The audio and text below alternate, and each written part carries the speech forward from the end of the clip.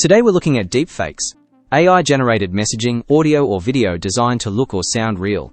The technology is now folkware, widely accessible, cheap and easy to use. Scammers are using it to impersonate staff, push urgent requests, and bypass normal checks. In a work setting, this creates many risks because familiar voices and faces can prompt people to make quick decisions. These attacks rely on trust, urgency, and familiarity. We'll walk through what deepfakes look like, how they're used against business, and the simple steps that can help keep us safe. Deepfakes can copy a person's voice or face using short public clips. A few seconds of audio from a meeting or a short video on YouTube can be enough to create a convincing fake. Scammers use these techniques to make requests sound legitimate and familiar. Scammers use deepfakes to pressure staff into quick actions. A cloned voice might ask for an urgent payment or an MFA reset. A fake video call might appear to approve a payment or transfer. These attacks rely on timing, urgency, and small inconsistencies that don't match how we normally work. Next, we'll look at what those warning signs actually look like in real situations. AI messaging scams. Picture listing a late model car for sale and noting it's fully paid off.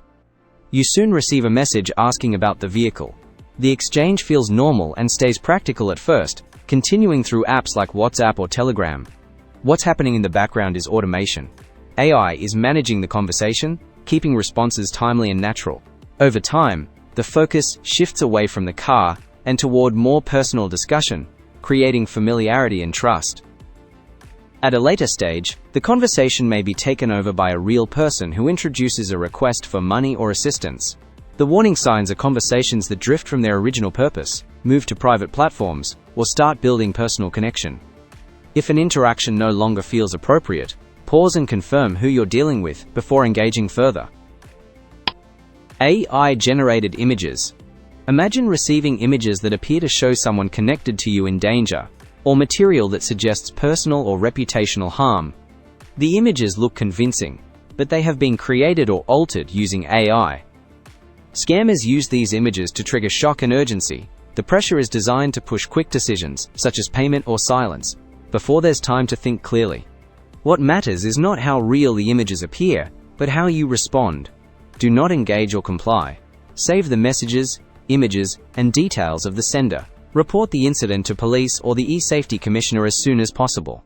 Early reporting removes the leverage these scams depend on and helps prevent further harm. Voice cloning. Picture getting a phone call that sounds exactly like your manager. The voice asks you to quickly read out an MFA code to get them back into the system so they can finish something for the business. It sounds right that the number calling you isn't their usual one, and the request doesn't follow any normal company process. The red flags are the urgency, the request breaking normal company process, and the call coming from an unfamiliar number. This is how voice cloning attacks often work. A short audio clip from a meeting or video can be enough to create a convincing fake. If you ever receive a rushed or unusual request involving company systems or access, hang up and call the person directly using a known number. Verification shuts these scams down immediately. Deepfake video calls. Imagine joining a video call with someone who looks like the CEO. The face is mostly accurate, but the movement feels stiff. Blinking is unnatural, and there's a slight delay when they respond. Oftentimes, movements of hands in the camera or over the face are avoided, and props like headwear may be used. They quickly move into asking you to approve a vendor payment for the business.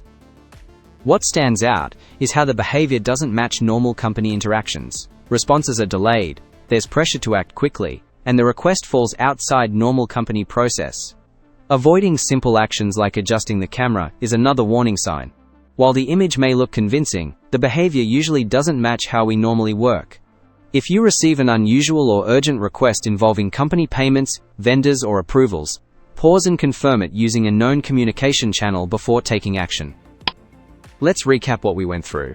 We looked at how deepfakes can replicate messages, images, voices, and videos, and how scammers use these tools to scam or pressure staff and impersonate people inside the business.